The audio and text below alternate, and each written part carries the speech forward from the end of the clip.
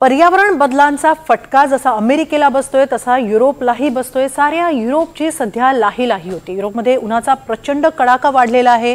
जूनच्या शेवटच्या आठवड्यापासूनच इथं उष्णतेची लाट पसरलेली आहे। आठवड्याभरातच युरोपमध्ये 2300 नागरिकांचा मृत्यू झालाय असं एक अहवाल सांगतो आणि याला कारण ठरते उष्णतेची लाट। कुठे वणवे पेटतायत, कुठे महापूर येतो आहे, कुठे नद्या कोरड्या ठाक पडतायत, शेती उत्पादनालाही फटका बसतो आहे। असं एकाच वेळी युरोपमध्ये विरोधाभासी वातावरण पाहायला मिळतंय। नेमकं काय घडतंय युरोपसह पाहूया एक ग्लोबल रिपोर्ट। इटली चिखलाचा महापूर, तुर्की स्पेनमध्ये भीषण वणवे, जर्मनी सर्बियामध्ये उन्हाचा कडाका। युरोपमधली ही वेगवेगळी दृश्य, वातावरणातील विरोधाभास एकाच वेळी युरोपीय नागरिकांना अनुभवावा लागतोय। सध्या युरोपभर भीषण उन्हाळा सुरू आहे।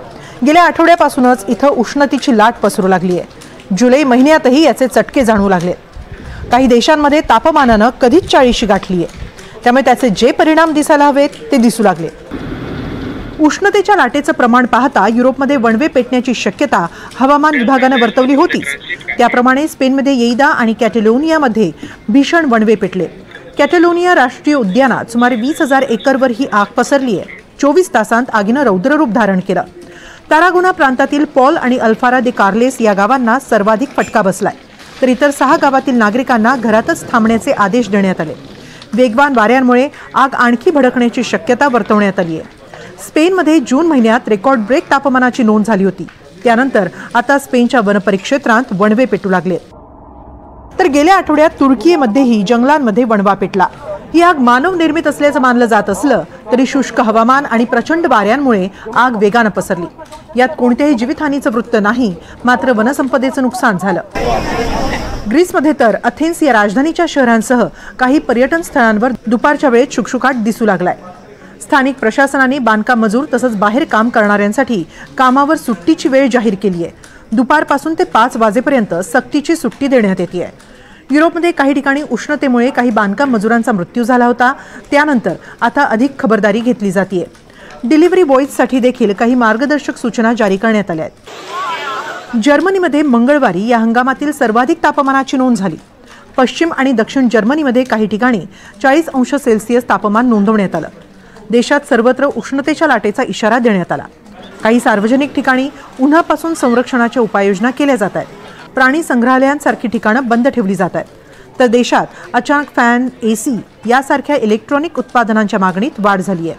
तर परिवहन सेवेवरही या तापमानाचा परिणाम जाणवतोय। पश्चिम जर्मनीत सुमारे 30 मार्गांवरील रेल्वे सेवेला फटका बसलाय।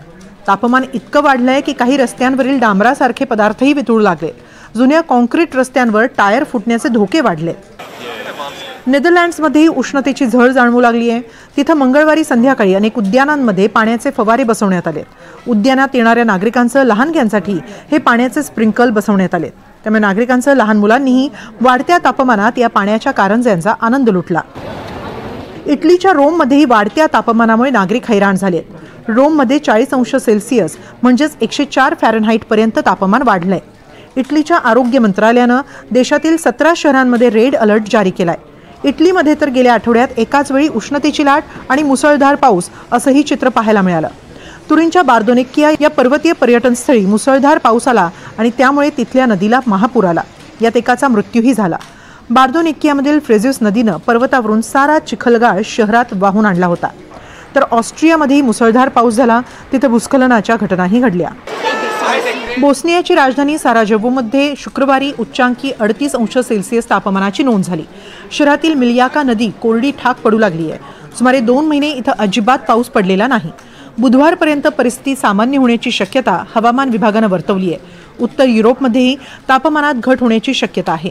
गेल्या काही वर्षांत बोस्नियामध्ये उन्हाळ्यात प्रचंड तापमान आणि हिवाळ्यात प्रचंड पावसासह पूर आणि बर्फवृष्टी असं टोकाचं वातावरण पाहायला मिळतंय। सर्बियामध्ये तर या उष्णतेच्या लाटेचा परिणाम शेतीवर होताना दिसतोय। सर्बिया हा युरोपमधील एक महत्त्वाचा कृषीप्रधान देश आहे। यंदाच्या उन्हाळ्याचा शेती उत्पादनावर परिणाम होण्याची भीती आहे। कदाचित 70% उत्पादन आमच्या हातून निसटू शकतं। आम्ही इथे 3 पीक घेतो। आतापर्यंत केवळ गव्हाचं उत्पादन बऱ्यापैकी झालंय, मात्र त्याची किंमत सध्या खूपच कमी आहे। त्यातून फारसं काही हाती लागत नाही।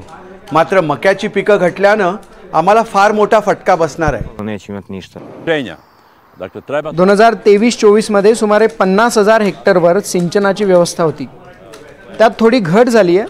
देशातील 3,03,00,000 हेक्टरवर आमचं सिंचन 2% खाली आहे. सध्याचा उन्हाळा आणि दुष्काळाशी सामना करायचा असेल तर आम्हाला नवी शेती पद्धती निर्माण करावी लागेल.